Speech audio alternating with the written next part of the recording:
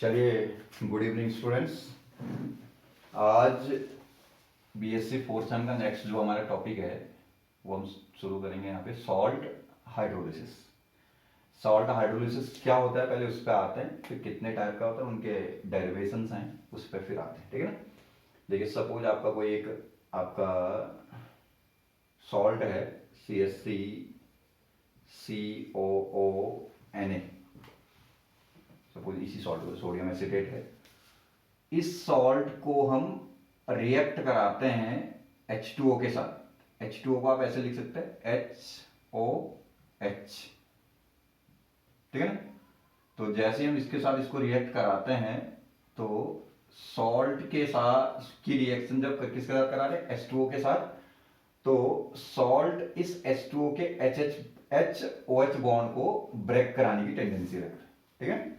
तो ये जैसे ही ब्रेक होगा तो इसका H इस सॉल्ट के एनाइन के साथ जुड़ करके एसिटिक एसिड बनाएगा और इसके Na+ के साथ जुड़ करके OH NaOH क्रिएट करेगा। तो यहां से क्या बन जाएगा, CH3 COOH प्लस NaOH। ठीक है ना। तो सॉल्ट हाइड्रोलिसिस का मतलब समझ में आ रहा है ना। सॉल्ट के द्वारा किसी भी सॉल्ट के द्वारा H2O के HOH बॉन्ड को ब्रेक करने का जो आपका टेंडेंसी है that is known as salt hydrolysis phenomena. ठीक है ना। और ये जो आपका सॉल्ट हाइड्रोलिसिस अभी है वो होता है 4 डिफरेंट टाइप का, depending on the nature of the salt. जैसे ये आपका जो सॉल्ट है ये कहां से आया हुआ, week acid plus strong base के कॉम्बिनेशन से बना हुआ सॉल्ट है। जैसे वीक एसिड होता है ना CH3 COOH, और स्ट्रॉन्ग बेस क्या होता है, लाइक NaOH। इन दोनों को यदि हम आपस में रिएक्ट करते हैं तो यहीं से बनेगा सोडियम एसिटेट। तो एक टाइप का सॉल्ट हाइड्रोलिसिस होगा जिसमें वीक एसिड स्ट्रॉन्ग बेस का सॉल्ट HOH बॉन्ड को ब्रेक करने की टेंडेंसी रखेगा। तो पहले तो ये तय कर लें कि सॉल्ट कितने टाइप का हो सकता है। 4 डिफरेंट टाइप से हो सकता है ना। एक तो आपका वीक एसिड स्ट्रॉन्ग बेस का सॉल्ट होगा, ठीक है ना। दूसरा ये ऐसे ले लेते हैं NH4CL है। NH4Cl किस किस से बना हुआ है, weak base plus strong acid. Weak base NH4OH है प्लस स्ट्रॉन्ग एसिड HCl है। इन दोनों को रिएक्ट करा देंगे तो NH4Cl क्रिएट होगा। तीसरा सॉल्ट क्या हो सकता है आपका, ये देखिए CH3COONH4 अमोनियम एसिटेट। ये कहां से बना है, weak acid plus weak base. Weak acid acetic acid है plus weak base ammonium hydroxide NH4OH। इन दोनों के कॉम्बिनेशन से आपका ये सॉल्ट क्रिएट हो सकता है। चौथा जो आपका सॉल्ट हो सकता है वो क्या हो सकता है, बहुत सिंपल कॉमन सॉल्ट जो आप जानते हैं NaCl। NaCl किससे बना हुआ है, strong acid strong base, like NaOH। ये स्ट्रॉन्ग एसिड कौन होगा, HCl प्लस NaOH। तो ये है 4 टाइप के सॉल्ट, सिंपल सॉल्ट जो हमारे। तो वीक एसिड स्ट्रॉन्ग बेस का salt, weak base strong acid का salt, weak acid weak base का salt, strong acid strong base का सॉल्ट। ठीक है ना। तो अब इनके अकॉर्डिंग सॉल्ट हाइड्रोलिसिस भी कितना टाइप का होना चाहिए आपका, 4 डिफरेंट टाइप का होना चाहिए। ठीक है। लेकिन salt hydrolysis actually 3 different type का ही होता है। पहला तो होगा salt hydrolysis by the salt of the week acid and strong base. Weak acid strong base के कॉम्बिनेशन से जो बना हुआ सॉल्ट है वो HOH बॉन्ड को ब्रेक कराने की टेंडेंसी रखता है। ये कहलाता है salt hydrolysis by the salt of weak acid and strong base. ठीक है। अब इसी सॉल्ट हाइड्रोलिसिस को हम एनाइनिक सॉल्ट हाइड्रोलिसिस कहते हैं। ठीक है।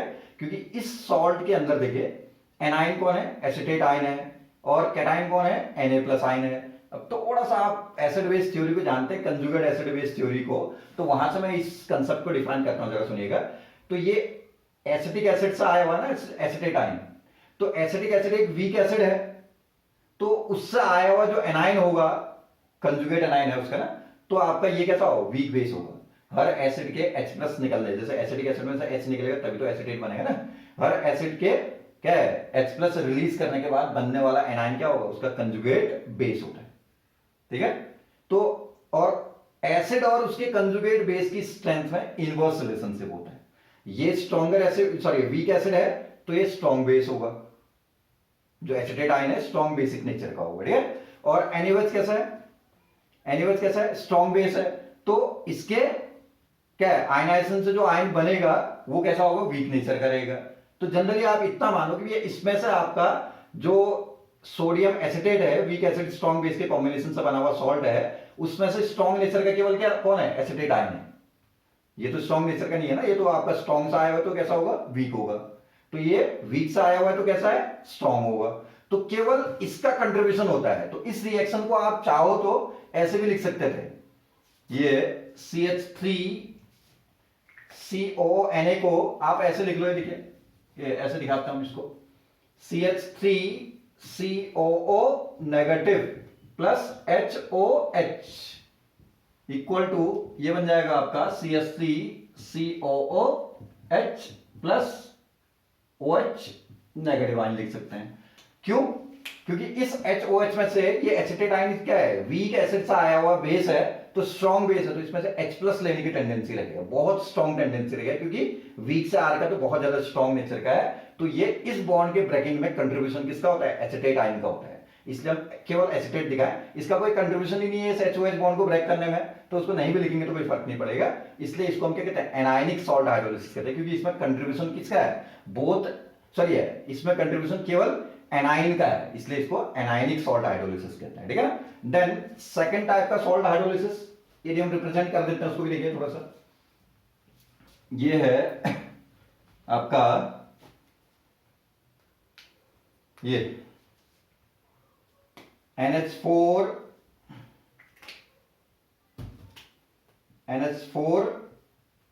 Cl, NH4 positive Cl negative, इसके तो हम क्या कहते हैं, HOH बॉन्ड को ब्रेक करा रहे हैं वाटर के, ये बॉन्ड ब्रेक करा रहे हैं इस सॉल्ट के थ्रू। कहां सा है, वीक बेस स्ट्रॉन्ग एसिड का सॉल्ट है। वीक बेस कौन, NH4OH, स्ट्रॉन्ग एसिड कौन, HCl, ठीक है, ये वीक बेस है और ये स्ट्रॉन्ग एसिड, इनके कॉम्बिनेशन से बना हुआ सॉल्ट है NH4Cl। तो यहां से बनेगा NH4 और सॉरी NH4OH के साथ जुड़ के क्या बनाएगा, NH4OH प्लस HCl लिख सकता हूं इसको। लेकिन इस सॉल्ट हाइड्रोलिसिस में कंट्रीब्यूशन केवल इसका है, इसका कोई कंट्रीब्यूशन नहीं है। क्यों नहीं है, क्योंकि ये वीक है, ध्यान देना, वीक बेस है, तो वीक बेस में से क्या होगा, जो कंजुगेट बनेगा NH4 पॉजिटिव, वो कैसा होगा, स्ट्रॉन्ग एसिड होगा, ठीक है। ये कैसा है, वीक बेस, वीक बेस का कंजुगेट क्या होगा, स्ट्रॉन्ग एसिड होगा, ठीक है, स्ट्रॉन्ग एसिड होगा। और ये कैसा है, HCl क्या है, HCl स्ट्रॉन्ग एसिड है, तो उसका कंजुगेट Cl नेगेटिव कैसा होगा, वीक बेस होगा। तो जो वीक नेचर का होगा वो तो आपका क्या है, यहां से H प्लस को ले नहीं सकता है ना, तो H प्लस नहीं ले सकता है, कहने का मतलब ये आपका क्या है, आपका इसका जो कंट्रीब्यूशन है वो बहुत ज्यादा नहीं होगा इस बॉन्ड को ब्रेक कराने में, ठीक है ना। लेकिन ये कहां सा है, वीक से आर का, तो कैसा होगा, स्ट्रॉन्ग नेचर का होगा, तो ये इस बॉन्ड को ब्रेक करने में अपना कंट्रीब्यूशन रखता है। इस प्रोसेस को आप ऐसे लिख सकते हो, NH4 पॉजिटिव प्लस HOH, ठीक है ना। तो ये ब्रेक होगा, तो ये क्या बन जाएगा, NH4 के साथ इसका OH जुड़ेगा, NH4OH प्लस H पॉजिटिव, ये बनेगा क्या, सॉल्ट हाइड्रोलिसिस। तो इस सॉल्ट हाइड्रोलिसिस में केवल कंट्रीब्यूशन किसका है, कैटायन का है, इसलिए इसको हम क्या कह सकते हैं, कैटायनिक सॉल्ट हाइड्रोलिसिस। दो तरीके से नाम बोल सकते हैं भैया, weak salt hydrolysis by the salt of weak base and strong acid, weak base strong acid का जो सॉल्ट है उसके तो हाइड्रोलिसिस, या इसी को कैटायनिक सॉल्ट हाइड्रोलिसिस। ऊपर वाले को क्या कह सकते हैं, क्या, salt hydrolysis by the salt of weak acid and strong base, उसी को आप कह सकते हैं anionic salt hydrolysis.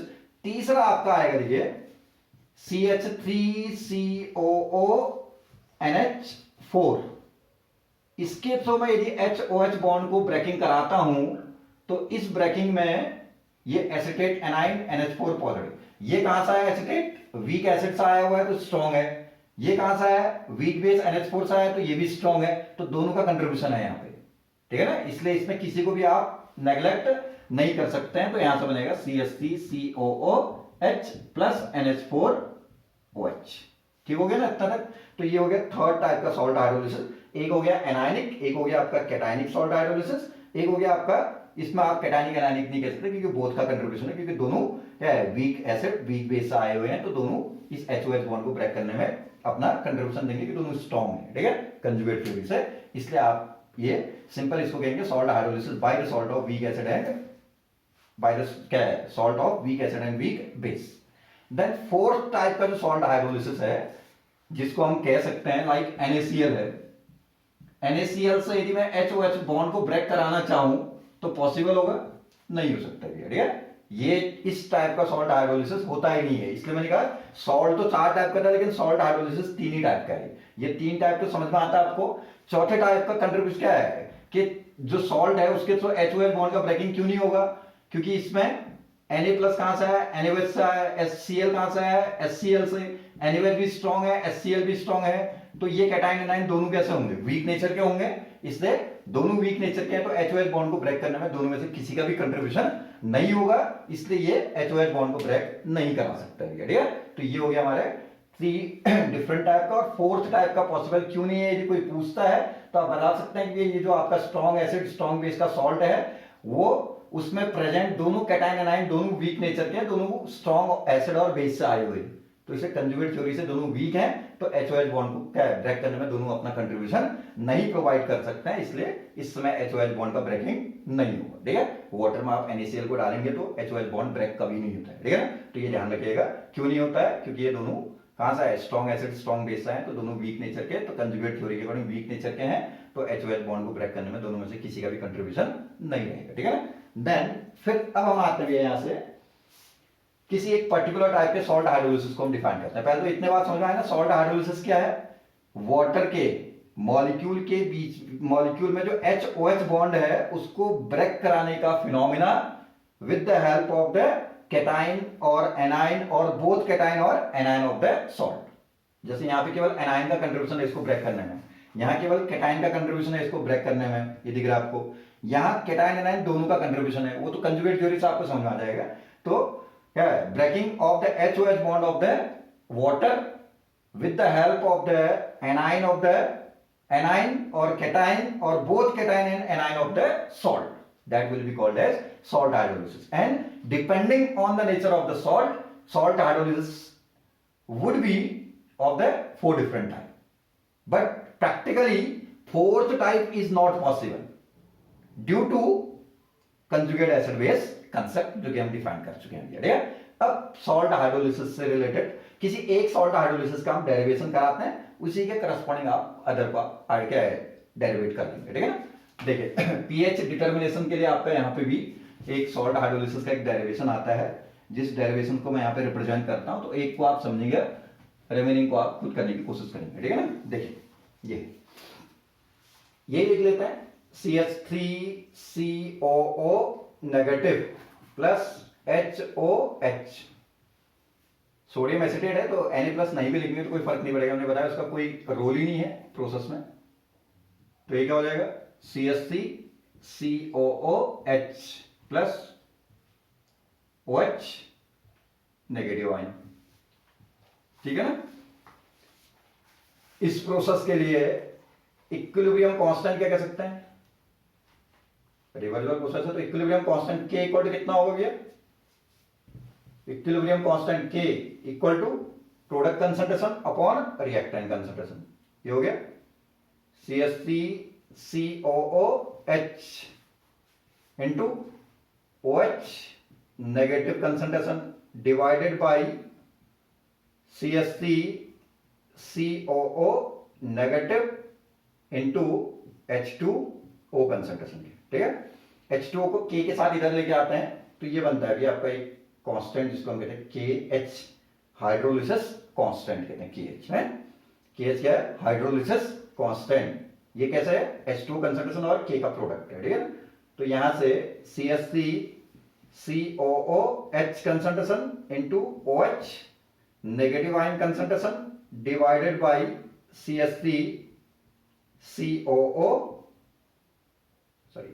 Negative ion concentration. Equation number ये 1 हो गया आपका, ठीक है ना। तर अब इस प्रोसेस में देखिए जो हमारा बना हुआ प्रोडक्ट क्या है, एसिड है।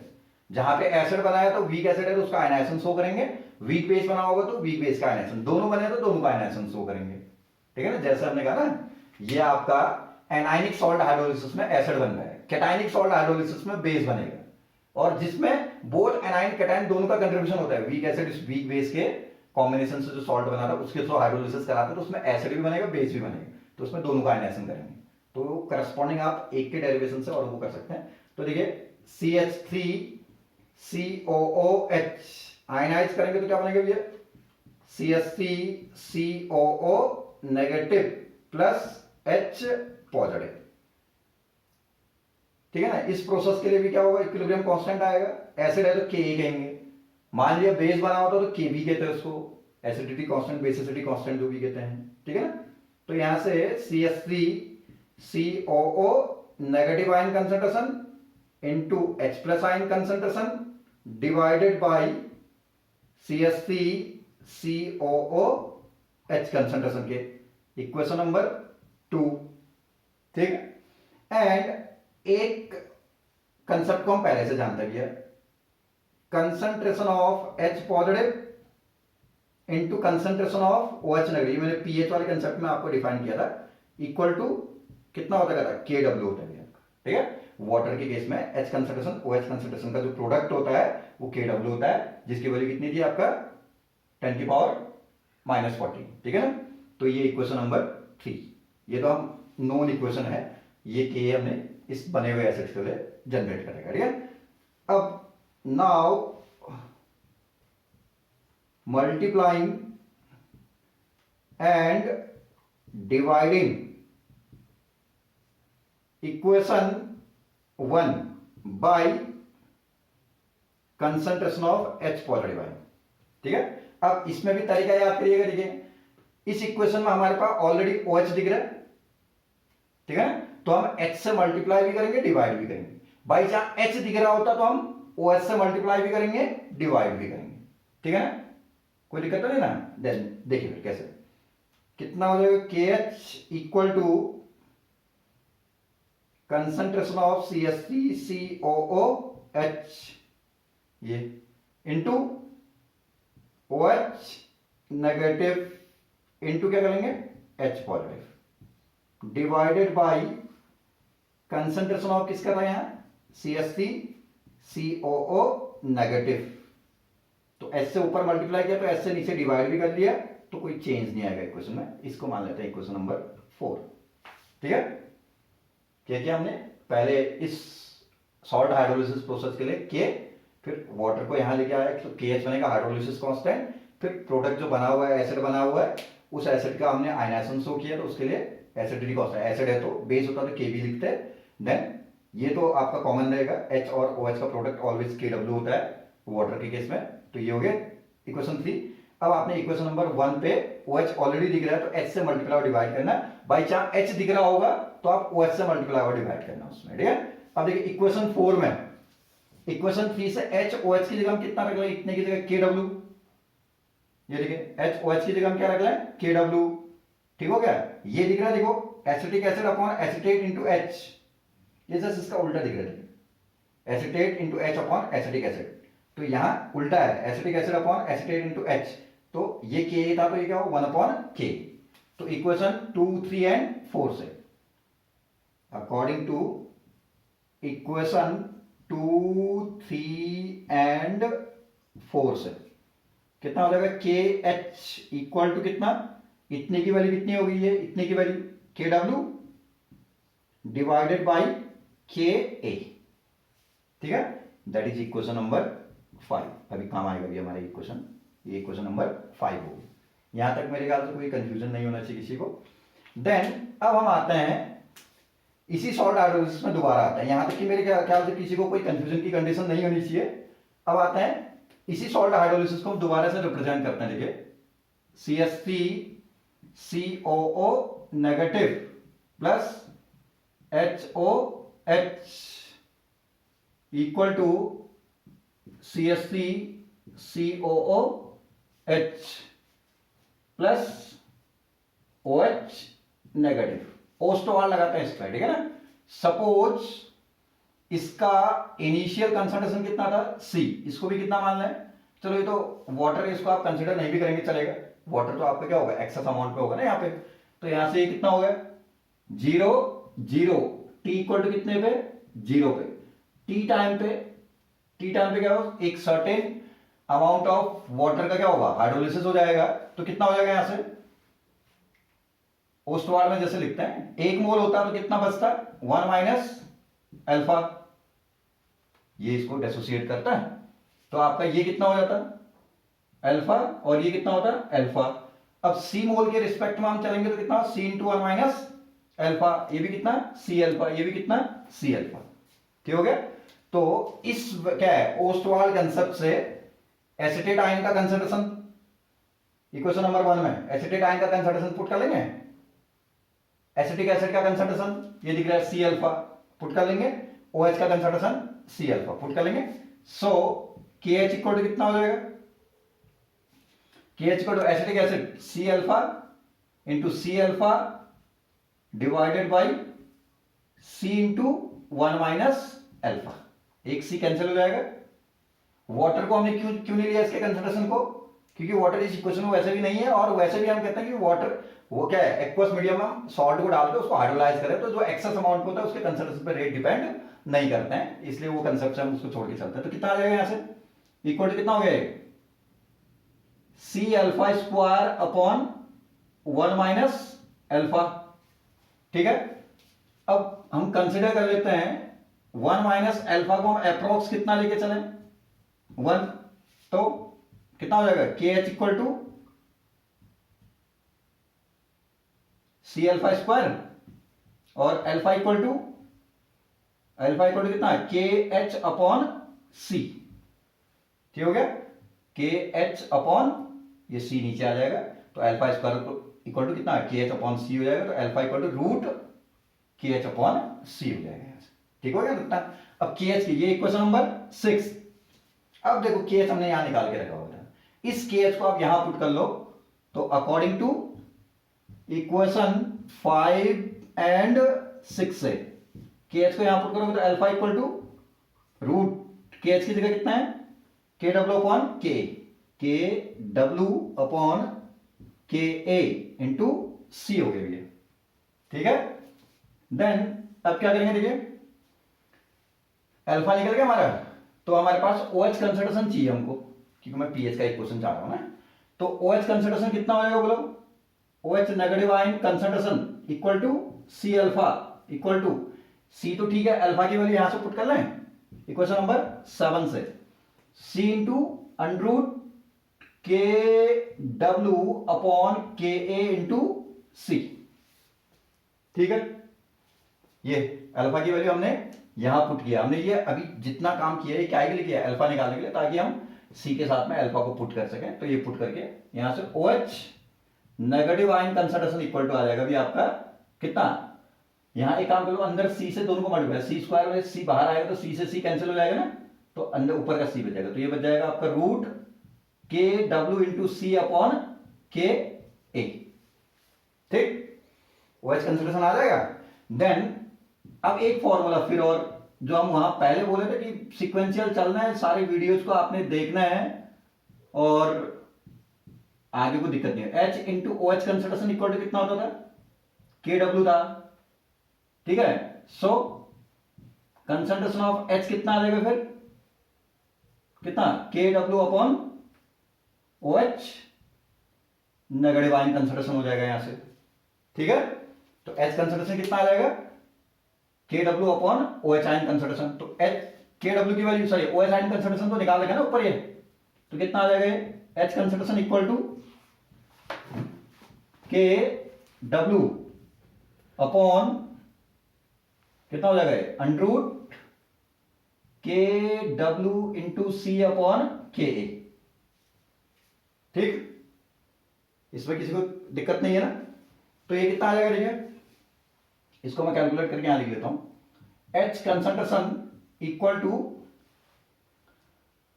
ये हो गया आपका KW इसको अपनी जगह रहने दो, इसको उल्टा ले लो, के ए अपॉन के डब्ल्यू इंटू सी।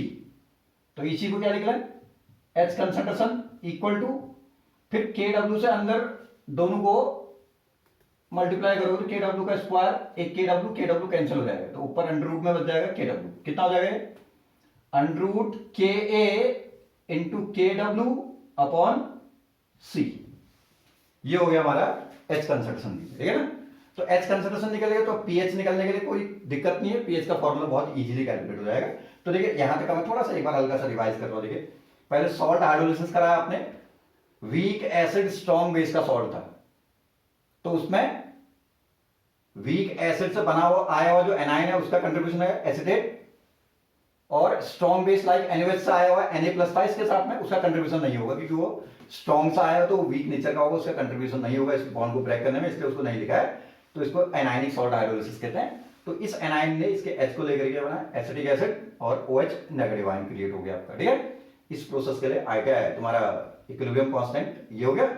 H2 को इसके साथ K के साथ लेंगे तो KH कहलाता है हाइड्रोलिसिस कांस्टेंट, इक्वेशन नंबर 1। ये बार बार यूज हुआ है इस इक्वेशन का, ये इक्वेशन बार बार यूज हो रहा है। फिर इस रिएक्शन में हमारे क्या बना है, एसिड बना है, तो उस एसिड का आयनाइजेशन करो वीक एसिड का, उसके लिए K एसिड के लिए acidity constant, product concentration, sorry कहां गया, product concentration upon reactant concentration. Base बना होता तो बेस का Kv निकालते हैं आप। फिर HOH ऑलवेज इक्वल टू कितना होता है वाटर के लिए, Kw होता है। देन अब आपने क्या किया, इक्वेशन 1 में OH दिख रहा है तो H से मल्टीप्लाई और डिवाइड करना है। बाई चांस H दिखा होता, किसी दूसरे सॉल्ट हाइड्रोलिसिस में H दिखेगा तो वहां OH से मल्टीप्लाई और डिवाइड कर लेना आप दो। देन इतना करने के बाद आपका क्या होगा, KH इक्वल टू कितना होगा, acetic acid into OH upon acetate, acetic acid OH upon acetate, पहले से था H से मल्टीप्लाई और डिवाइड दोनों कर दिया आपने, ठीक है। अब ये जो इक्वेशन 4 बना है, इस इक्वेशन 4 में इक्वेशन 3 से इतने की वैल्यू को आपने रख दिया KW, और ये है acetic acid upon acetate into H, ये इसका उल्टा दिख रहा है तो 1 अपॉन Ka हो जाएगा, तो KW अपॉन KH निकल गया, ठीक है। अब हम आएंगे ओस्टोवार्ड से, इस सॉल्ट हाइड्रोलिसिस को हमने रिप्रेजेंट किया। तो initially acetic acid, sorry salt जो था उसका कंसंट्रेशन कितना था C, सॉल्ट में कैटाइन नहीं दिखा रहा है लेकिन सॉल्ट है वो, ठीक है ना। तो सॉल्ट का कंसंट्रेशन कितना था C, ठीक होगा ना। तो उसमें प्रोडक्ट कितना होंगे 0, T equal to 0, T time पे आपका कुछ हाइड्रोलिसिस हो जाएगा तो आपका अल्फा फ्रैक्शन बना, उसका अल्फा फ्रैक्शन उसका 1 मोल के रिस्पेक्ट में, 1 मोल के रिस्पेक्ट में अल्फा अल्फा बना तो 1 माइनस अल्फा बचेगा, तो C मोल के रिस्पेक्ट में C अल्फा बनेगा तो C 1 माइनस अल्फा बच जाएगा आपका, ठीक है। तो अब आपने यहां से ये जो इक्वेशन था, इक्वेशन 1, ये KH वाली इक्वेशन हाइड्रोलिसिस कांस्टेंट वाली, उसमें acetic acid OH negative acetate सभी के कंसंट्रेशन T टाइम के जो इक्विलिब्रियम टाइम के आपके जो कंसंट्रेशन है वो पुट कर लिए, तो C कैंसिल हो गया, C alpha square upon 1 minus alpha, 1 minus alpha बहुत छोटा फ्रैक्शन होता है इसलिए अप्रॉक्स इक्वल टू 1 होता है, तो ये हो गया आपका KH equal to C alpha square के, ये हो गया। तो यहाँ से अल्फा कितना हो जाएगा, alpha square equal to KH upon C हो जाएगा, alpha equal to root KH upon C हो गया। KH यहाँ से निकाला गया, इसको आपने यहाँ पुट करा तो कितना हो जाएगा, अल्फा इक्वल टू KH की जगह KW अपॉन K रख दिया इंटू C, ये अल्फा निकल गया, ठीक है। अल्फा निकल गया तो हमारे पास OH कंसंट्रेशन कितना होता है C अल्फा, तो आपके पास अल्फा यहाँ से कैलकुलेटेड है तो किस C के साथ अल्फा को पुट कर लेंगे, तो C इंटू अल्फा की वैल्यू ये root KW upon K into C, तो OH कंसंट्रेशन कितना आ जाएगा KW into C upon K आ जाएगा, ठीक है। अब ये हम जानते हैं HOH इक्वल टू क्या होता है, दोनों के कंसंट्रेशन का प्रोडक्ट KW होता है, तो H कंसंट्रेशन कितना होगा KW अपॉन OH होगा, OH ऊपर निकाल रखा है तो यहाँ पे आपने OH कंसंट्रेशन की वैल्यू पुट की तो यहाँ से आपका कंसंट्रेशन H+ निकल गया, ठीक है ना। अब फाइनली क्या होगा, पीएच निकालना है, तो पीएच का फॉर्मूला सिंपल क्या होता है, negative logarithm of hydrogen ion concentration क्या कहलाता है आपका, पीएच कहलाता है सॉल्यूशन का, ठीक है ना। तो negative logarithm of hydrogen ion concentration apply करेंगे, सीधे पीएच फॉर्मूला क्रिएट हो जाएगा। देखिए कैसे, H कंसंट्रेशन दिया है तो pH equal to minus log base 10 concentration of H+ ion, so pH equal to negative log base 10, H concentration कितना है, इसको ऐसे लिख लेता है, क्या लिखे KW into KA upon C पूरे की पावर 1/2 कर देते हैं, 100 का मतलब पावर 1/2, तो पावर आगे आ जाएगा, लॉग x की पावर है तो पावर आ गया है, तो pH इक्वल टू माइनस 1/2, इसको बाहर रख लो, log A into B upon C, तो log A plus log B minus log C हो जाएगा। तो ये बनेगा आपका formula log base 10 kW plus log base 10 Ka minus, ये अपॉन है तो माइनस हो जाएगा, log बेस 10 C। ये हो गया भी आपका क्या, एनायनिक सॉल्ट हाइड्रोलिसिस का पीएच डिटर्मिनेशन फॉर्मूला। ठीक है, सिंपली आप कैटायनिक भी निकाल सकते हैं और वीक एसिड वीक बेस का जो सॉल्ट था उसका हाइड्रोलिसिस का आपका क्या, पीएच डिटर्मिनेशन इक्वेशन। 3 इक्वेशन आएंगी, जैसे एक निकला वैसे दूसरा तीसरा आप बहुत इजी वे में आप कैलकुलेट कर सकते हैं, कोई कंफ्यूजन नहीं होगा। फिर भी कंफ्यूजन होगा तो आप कमेंट्स में लिखिएगा, ठीक है ना, तो हम उसको सॉल्व करने की कोशिश करेंगे। ठीक है, कोशिश करें, लाइक सब्सक्राइब जरूर करें। आप लोग मुझे लग रहा है वीडियो को भी नहीं देख रहे हैं, थोड़ा सा पढ़ने की कोशिश जरूर करें। ठीक है, हम जब इतनी मेहनत कर रहे हैं तो आप कोशिश करेंगे तो आपको थोड़ा सा समझ में आएगा। जहां समझ में नहीं आ रहा है तो कमेंट में लिख दें नीचे, ये समझ में नहीं आ रहा है, हम नेक्स्ट वीडियो में कहीं ना कहीं उसको इंट्रोड्यूस करके आपको क्या है, आपकी जो प्रॉब्लम है सॉर्ट आउट करेंगे उसको। ठीक है ना, थैंक यू।